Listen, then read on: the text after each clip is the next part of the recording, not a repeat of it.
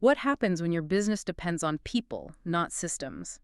In this deep dive, we explore the power of organizational structure and how a simple chart can be the blueprint for business freedom. Welcome to the deep dive. Today, we're pulling back the curtain on something really fundamental about building a successful business, especially, a small one. It's not just about having talented, hardworking people. I mean, obviously, that's crucial. Absolutely. You definitely need good people. But the real secret sauce, the thing that makes it sustainable, that seems to be structure. That's exactly right.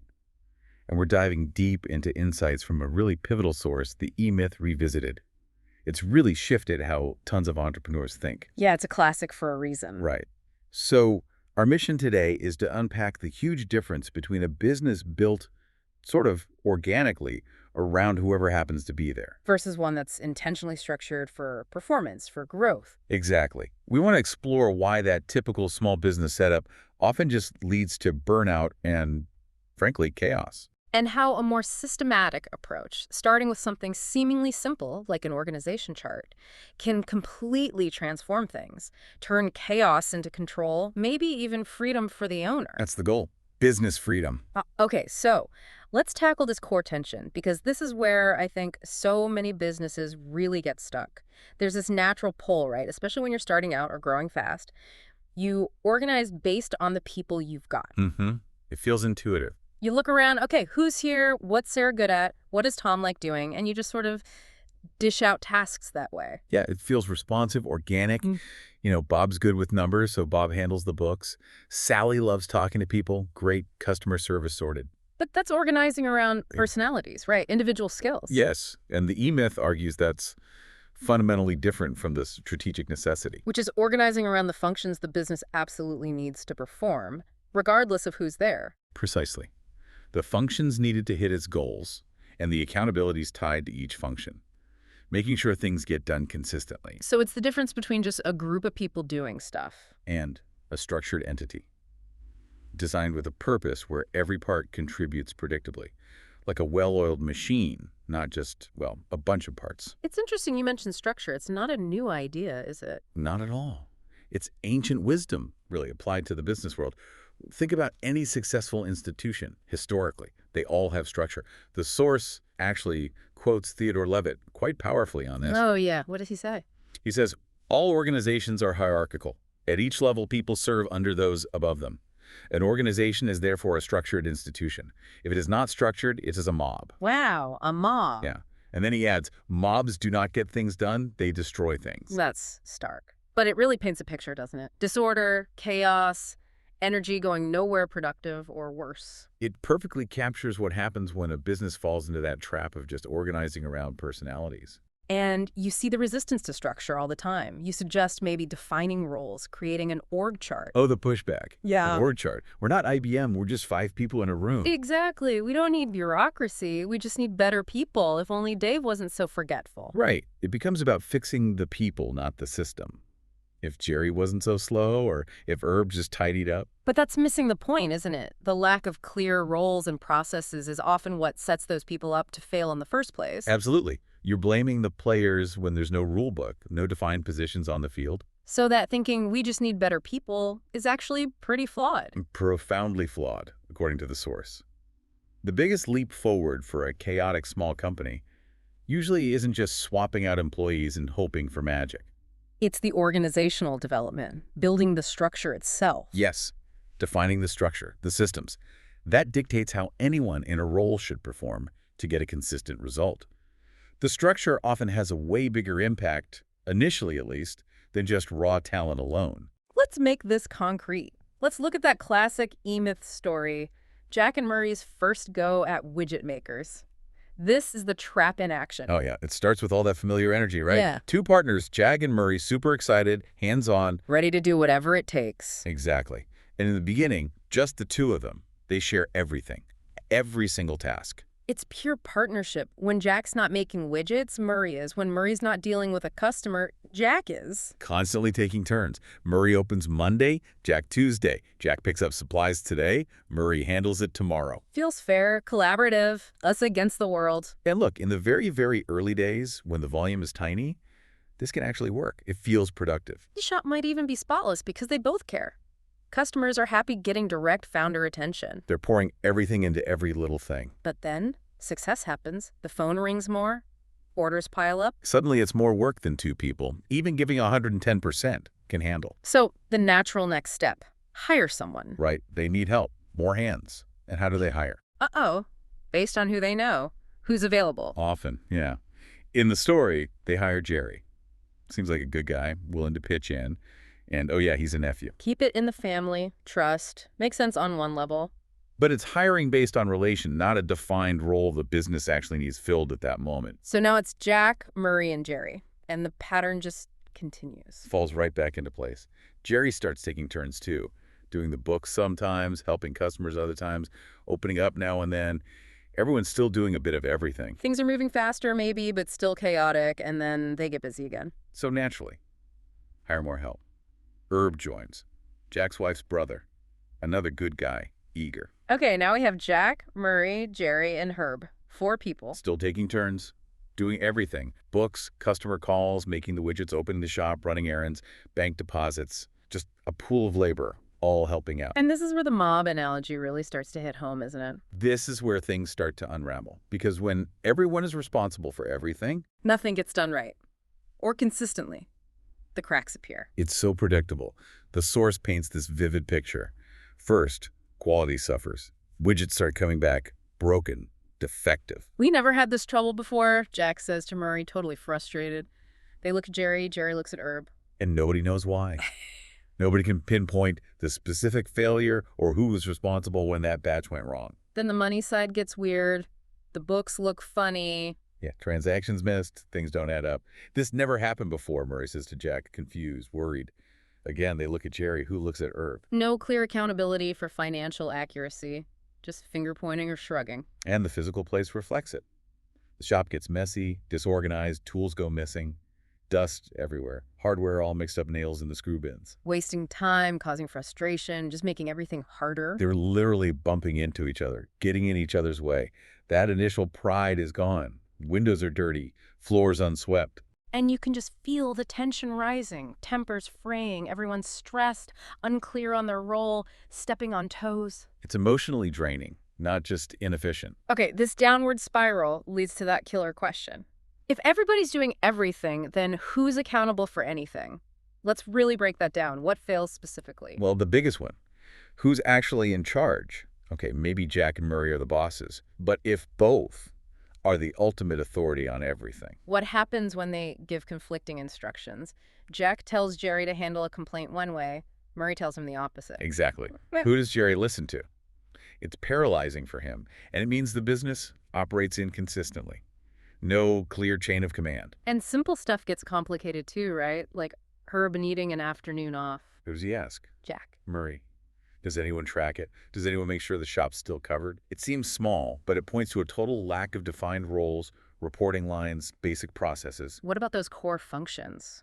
Widget quality. When things go wrong, who is specifically accountable for fixing the process, not just the bad widget? Right. Who owns the outcome of quality control? And the books, who is the one person accountable for finding the error, fixing it, and making sure it doesn't happen again? And beyond product and finance, the customer experience. Is anyone accountable for ensuring every interaction meets a standard? Or that the shop is always staffed? Or opened and closed properly, or just kept clean? In that everyone takes turns model, the terrifying answer is no one person is truly accountable for the desired result of any single function. They might be accountable for doing the task when it's their turn. But not for the overall outcome or its consistency. And the source is crystal clear. Without that structure, without that org chart defining who does what and who's accountable for what, right, the business isn't running on a solid foundation. It's running on, what? Luck? Good feelings. Pretty much. Luck, good feelings, the personalities involved, whatever goodwill they happen to share at that moment. And that's just not sustainable, is it? Feelings sour, personalities clash under pressure, luck runs out. Goodwill can only stretch so far before the chaos just breaks it. It is, as the source says bluntly, the recipe for chaos and disaster. An organization needs design.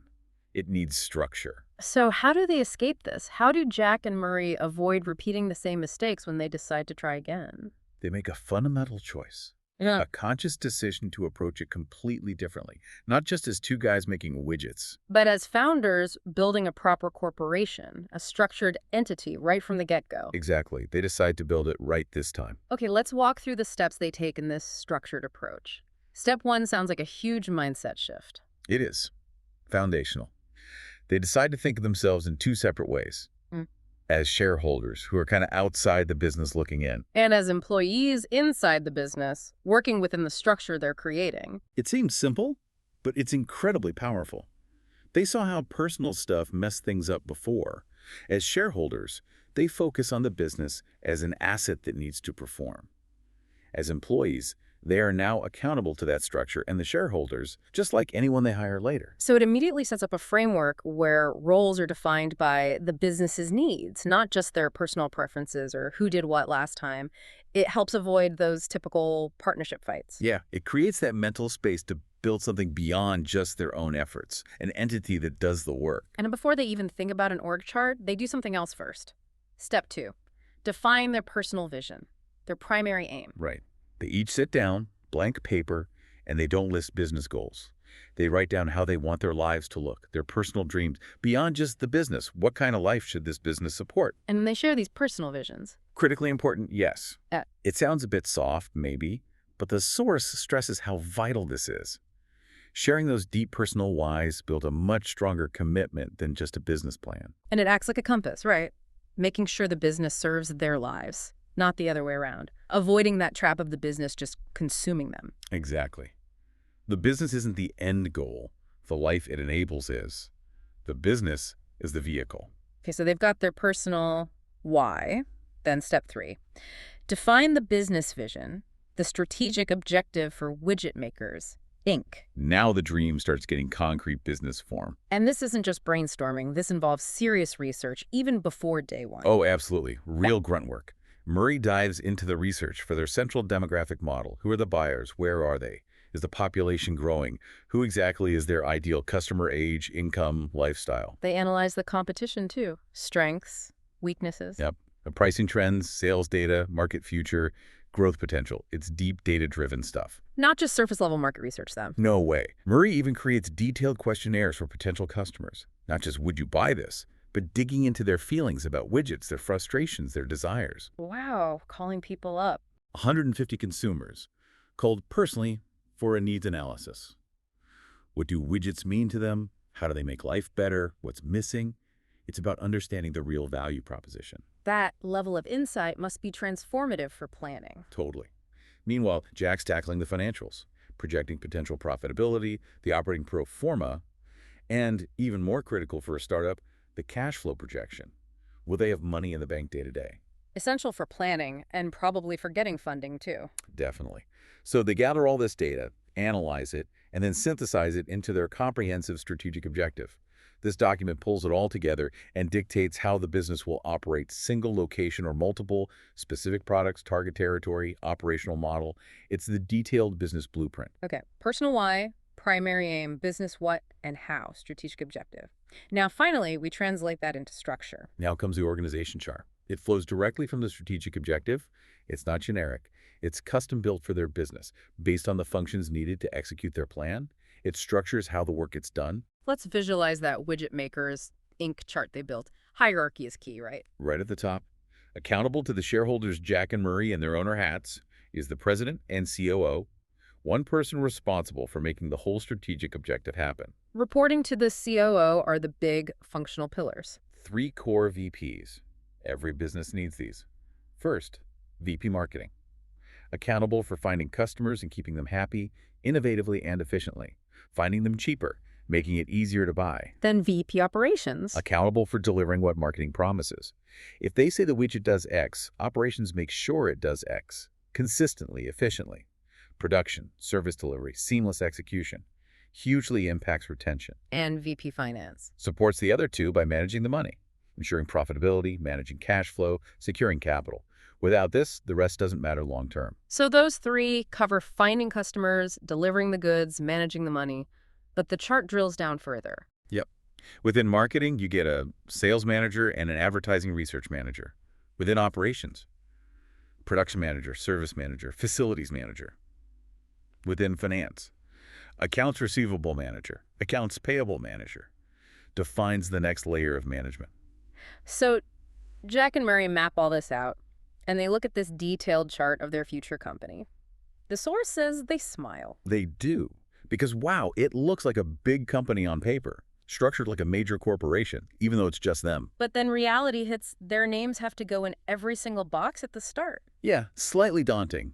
They are the entire organization initially. But that's the point, right? The chart isn't just for the future. It defines all the work needed now and later. Exactly. It's the total scope of work required by their strategic objective.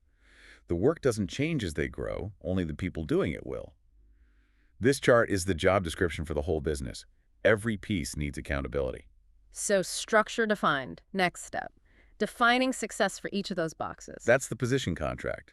And it's way more than a typical job description. Which is often just a list of tasks. Right. This is a contract, a formal agreement between the company and the employee in that role. It sets the rules of the game for that specific position. What does it include? Key things. A summary of the results the position needs to achieve measurable outcomes, not just activities, like X sales conversions, not just make calls. Okay. Then, the specific work accountabilities, the core responsibilities unique to that role. Third, the standards for evaluation, how performance will be objectively measured. What? And finally, a signature line. Formal agreement. This directly tackles that accountability black hole from their first attempt. Completely. It answers who's accountable for what, for every single role. It clarifies exactly who's to stand up and what they're being counted on to produce. Transforms vague ideas into solid commitments, creates clarity, sets expectations. It's the rule book for each position. Derived right from the org chart and the strategic objective. Okay, blueprint, org chart, rules for each role, position contracts. Now they have to actually put names in the boxes. The practical step. And since it's just them, they have to be strategic and brutally honest to avoid falling back into old habits. Needs to be based on the roles, not just who wants to do what. First big decision. Who's the president COO? The source says only one person can hold that spot. Needs to be one person ultimately accountable for the whole operation, reporting to the shareholders. Clear leader. This must have been a tough moment for them. Partners, brothers-in-law. Now one has to report to the other, functionally. Huge. They really think about it. Who's best suited for that specific accountability? Murray, though older and maybe more creative, steps back. He concludes Jack is the better fit for COO. And the reasoning is crucial, isn't it? It's purely based on the role's demands. Murray sees Jack takes accountability more seriously. He's more thorough, more organized, execution-focused.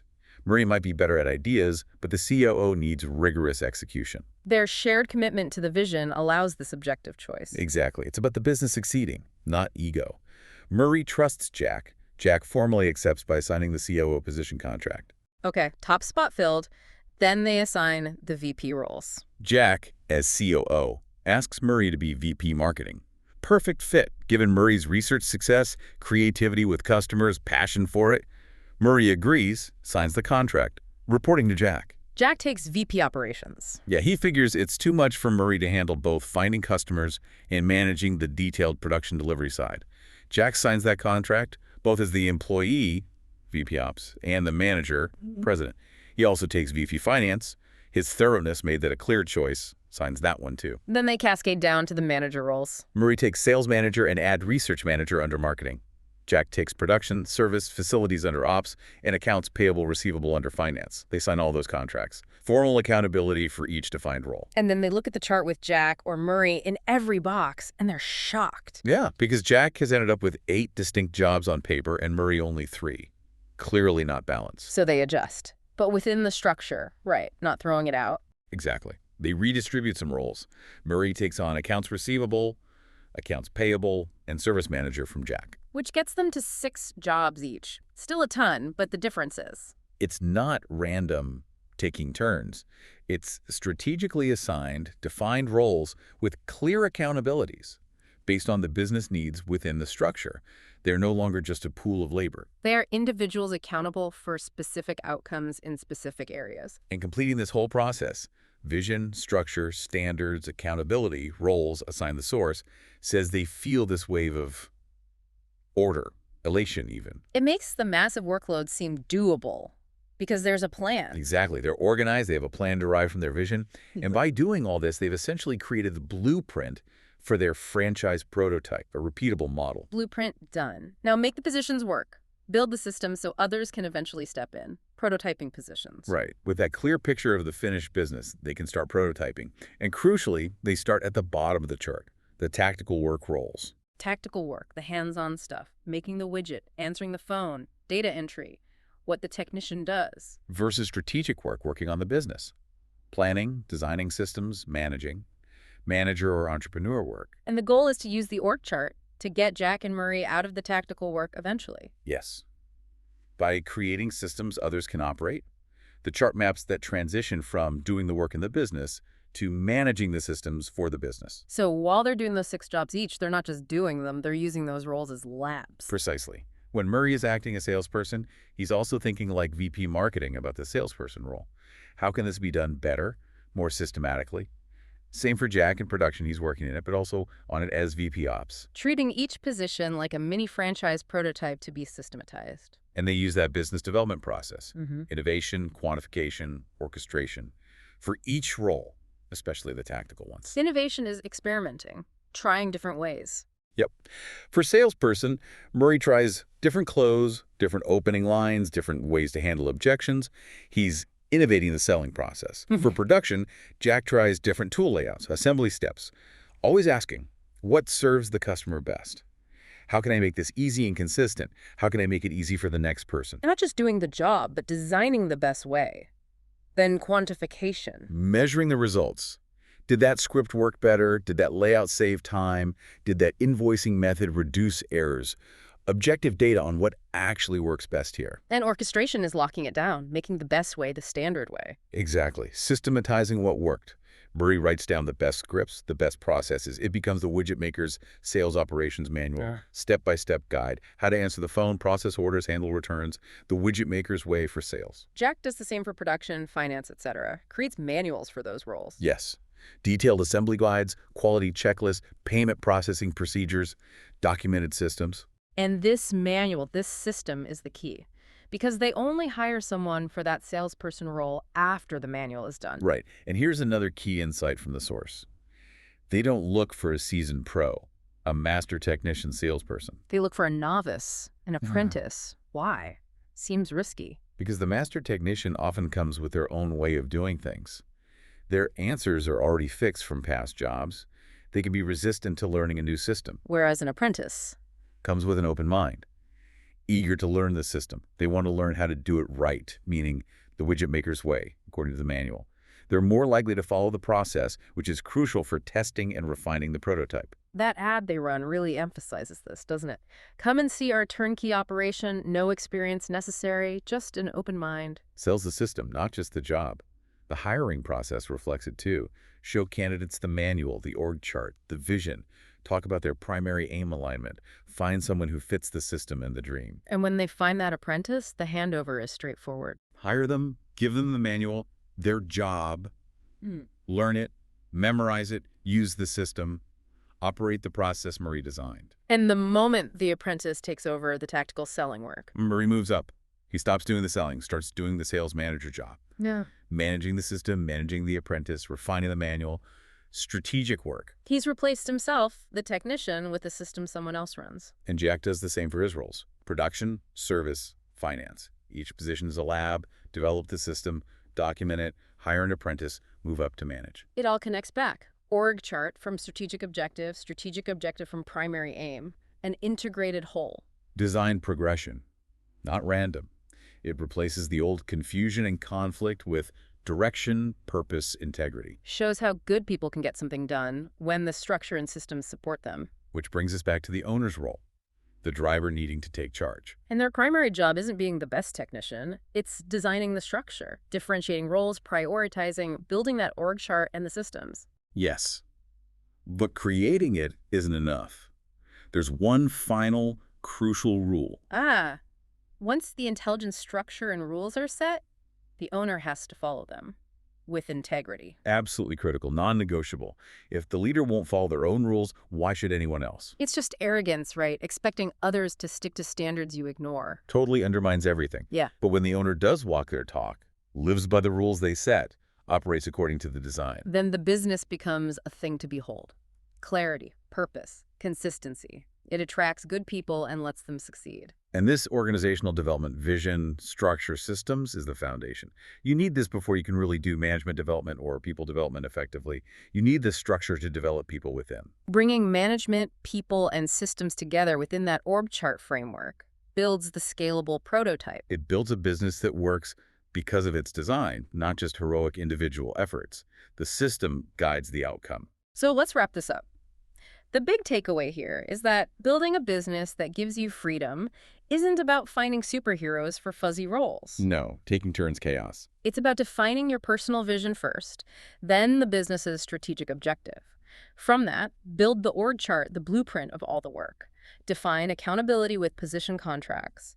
Then build the systems, the manuals, prototyping each role. And then hire people, often apprentices, to run those proven systems. It transforms a business dependent on individuals into one that works because of its structure, its intelligent design. And that is what frees the owner, lets them step out of the day-to-day grind, the tactical stuff, and focus on strategy, growth, and actually achieving that primary aim they started with, the life they wanted. So a final thought for you listening. Think about your business or the one you want to build. What roles are you filling just because you're the owner, the main technician? Which of those could you start prototyping today?